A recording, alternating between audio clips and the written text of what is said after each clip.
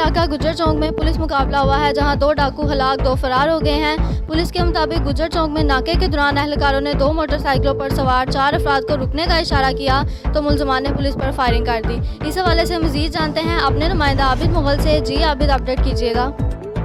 आज बिल्कुल गुजरांवाला के गुज्जर चौक में पुलिस और डाकुओं के दरमियान ये मुबैना मुकाबला हुआ है। पुलिस की जानब से मीडिया के साथ जो खबर शेयर की गई है, इसके मुताबिक थाना सिविल लाइन पुलिस ने गुज्जर चौक में 2 मोटरसाइकिल पर सवार 4 अफराद को रुकने का इशारा किया तो मुलजमान ने रुकने के बजाय पुलिस पर सीधी फायरिंग करना शुरू कर दी, जिसके नतीजे में इन 4 मुलजमान में से 2 मुलजमान अमानत और गुलाम मुर्तज़ा अपने ही साथियों की फायरिंग से हलाक हो गए हैं।